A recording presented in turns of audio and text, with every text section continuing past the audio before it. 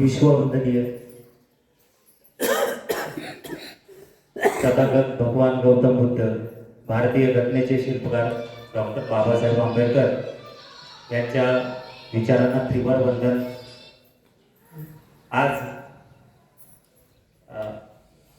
तानुबाई वाघमारे या आमच्या आई यांचं दिनांक 13 एप्रिल रोजी निधन झालेलं आहे.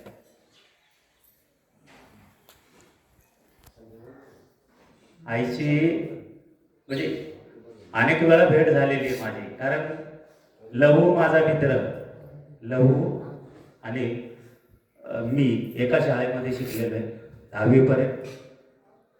लहूची काय परिस्थिती होती ही आम्हाला त्यावेळेस थोडीशी माहिती होती, पण लहान असल्यामुळं आम्हाला ते काही म्हणजे समजलं नाही की लहू का वेताळायला शिकतोय. आता काही गोष्टी मला माहित होत्या, पण ते कसं या ठिकाणी आल्यावर काही गोष्टी आणखी माहीत झाल्या की काय परिस्थिती होती, आणि त्यावेळेस ती परिस्थिती समजत नव्हती. आईला 2 मुलं होती, लहू आणि अनिता. अनिताला तुम्ही बघितलंच नव्हतं, पण अनिताला म्हणजे लहू सांगायचं मला एक बहीण आहे, अनिता आहे. आणि आई नेहमी म्हणजे आम्हाला प्रोत्साहन देत असायची की बाळा तुम्ही मोठे व्हा, अभ्यास करा आणि म्हणजे चांगलं राहा. लहू आमच्या बरोबर 10वी पर्यंत होता. 10वी पर्यंत लहूचं शिक्षण कसं झालं, आम्ही म्हणजे त्यावेळेस आम्ही किती गरीब होतो हे म्हणजे आम्हालाच माहिती आहे, कारण आम्ही बिन चपलांच्या आम्ही 10वी पर्यंत शिकलेलो. आणि 10वीला सुद्धा आम्ही एकत्र होतो.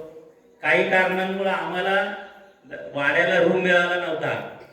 आम्ही वाड्याच्या बुद्ध विहारामध्ये राहून अभ्यास केलेला आहे, आणि एकत्र राहून आम्ही म्हणजे आमचं जेवण वगैरे सगळं एकत्र असायचं. आणि त्याच्यातून आम्ही मार्ग काढत लहू आणि मी पास झालो.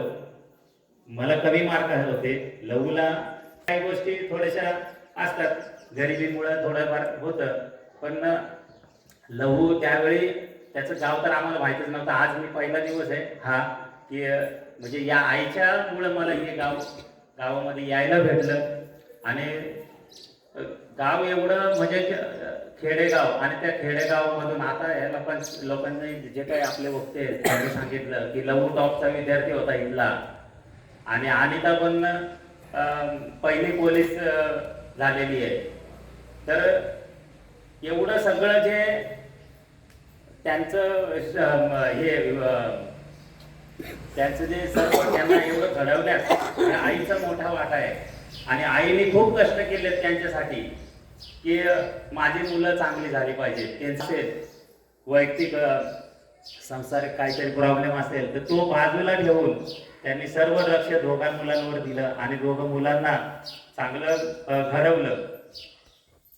आणि लहूचं पण चांगलं आहे की लहूचा मुलगा माझ्या कॉलेजमध्ये सिद्धार्थ कॉलेजला होता, आणि त्याच्यानंतर पुन्हा लहू आणि आमचे संबंध परत म्हणजे एकदा म्हणजे आमची भेट झाली. म्हणजे बऱ्याच दिवसाची भेट नव्हती, पण पुन्हा एकदा भेट झाली. आणि 13 तारखेला मला रात्री झालेलं ते मला वाटतं 13 तारखेला रात्रीच मेसेज आला की तानुबाई वारल्या.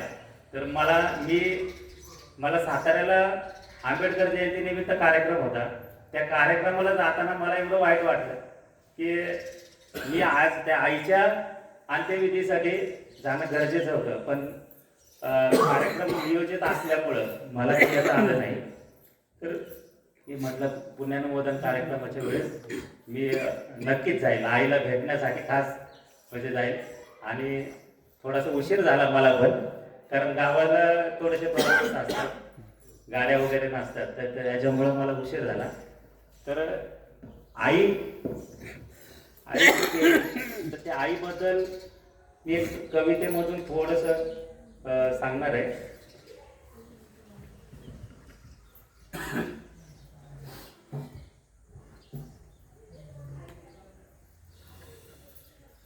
आई म्हणजे फक्त आईच असते. ती सांगून समजत नसते, ती वाचून उमजत नसते. नात्याचं नातं श्रेष्ठ म्हणजे आईचं. प्रेमात प्रेम मोठं आईचं. जेव्हा ती जवळ नसते तेव्हाच तिची महती कळते. जोपर्यंत आई आपल्या जवळ असते तेव्हा आपल्याला काही वाटत नाही. आणि ज्या वेळेस आई नसते त्यावेळेस आपला सर्व आधार आपल्यातून म्हणजे आपल्याला आधार नसतो, त्यावेळेस आईची महती कळते. आई म्हणजे घरादाराचा श्वास असतो. आई म्हणजे ओल्या मायेचा श्रावण मास असते. आई म्हणजे ओठावरचे हसू असते. आई म्हणजे आयुष्याचे प्रेरणास्त्रोत असते. आई म्हणजे मायेची धारणा असते. आई म्हणजे प्रेमाची बरसात असते. आई म्हणजे चुकावरचे पांघरून असते. आई म्हणजे मायेचे अंथरूण असते. आपल्या मुलांनी किती चुका केल्या तरी आईला कधीच वाटत नाही की त्याची चूक झाली म्हणून. आई वेळ प्रसंगी पुढे येते आणि माझ्याकडून चूक झाले, मुलांचे जेव्हा काही चुका असतात त्या आपल्या पदरामध्ये पाडून घेते. मुलं किती वाईट वागली, किती काही झालं तर आई असं एक न्यायालय आहे की त्या समोर सर्व आरोप किंवा अपराध ते माफ असतात. आई म्हणजे सुखाची शेकोटी असते. आई म्हणजे नात्याची घट्ट कधी न उसवणारी वीण असते. आई म्हणजे विचारांचे मोकळे रान असते. आई विना जीवन म्हणजे ममतेचा रखरखीत दुष्काळ असतो. आई म्हणजे कठीण काळातला आधार आणि आई म्हणजे जीवनातला संस्कार असतो. अशी ही आईची महती आहे. आणि आई ज्यावेळेस आपल्यामध्ये नसते त्यावेळेस आपल्याला तिचं काही मूल्य ते आपल्याला कळत असते. तरी या अशा माझ्या आईला सिद्धार्थ मंडळ वेताळे अध्यक्ष या नात्याने बौद्ध समाज सामाजिक संस्था यांचा कायदेविषयक सल्लागार आणि शिंदे ॲडव्होकेट असोसिएट मुंबई यांच्या वतीने तसेच भारतीय बौद्ध महासभा मुंबई यांच्या वतीने भावपूर्ण श्रद्धांजली वाहतो आणि तिथेच थांबतो. जय भीम.